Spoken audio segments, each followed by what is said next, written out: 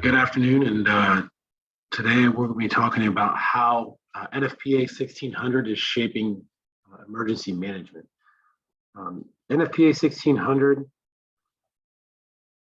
is created by the National Fire Protection Association, which has code standards, recommended practices, and guidelines which provide a developed disaster management process approved by FEMA, the International Association of Emergency Managers, the National Emergency Managers Association, and the American National Standards Institute. Although the standard comes from fire protection associations, it does not mean that it is a fire-based standard.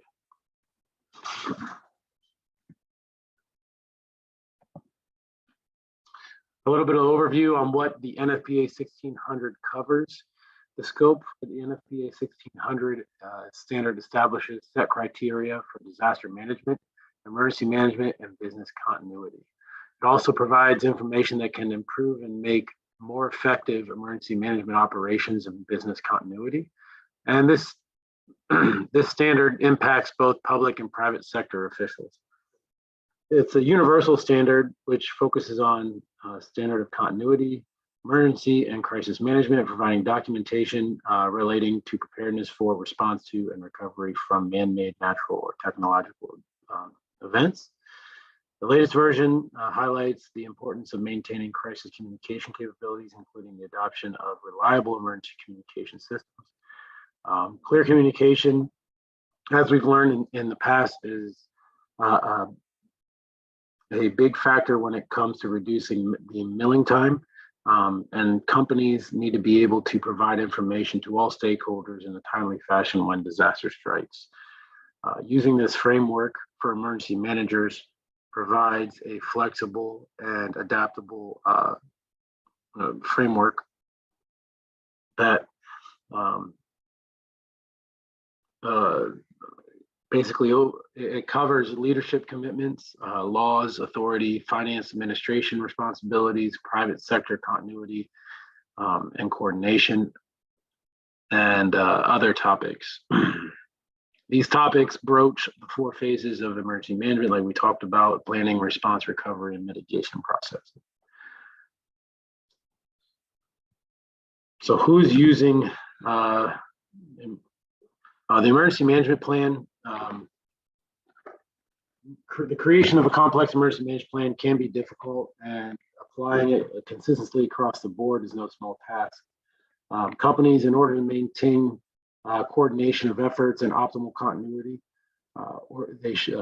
companies should, from all industries, use and endorse the NFPA standard 1600.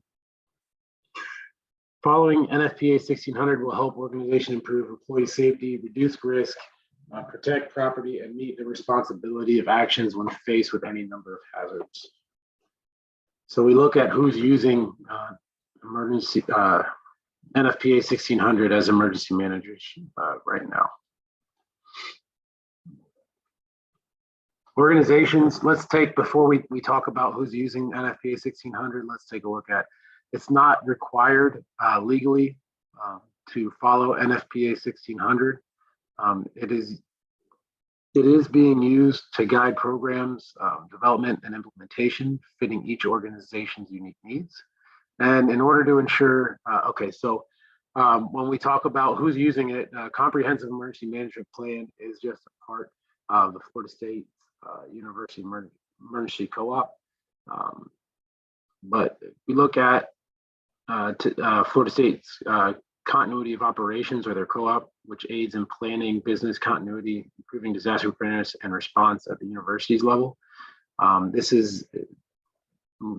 follow the Florida State statutes along with FEMA and other management officials. But the NFPA 1600 can be loosely seen in the topics broached by the co-op. Other than universities, you can see fire departments, police, first responders across the nation that follow NFPA 1600, the National Incident Management System, and Incident Command System as a whole. for response improvement and improving continuity. So regardless of size of all companies, we have the potential for facing a disaster event. By following expert guidelines created and set by the NFPA, companies can better increase their outcome potential by creating an emergency management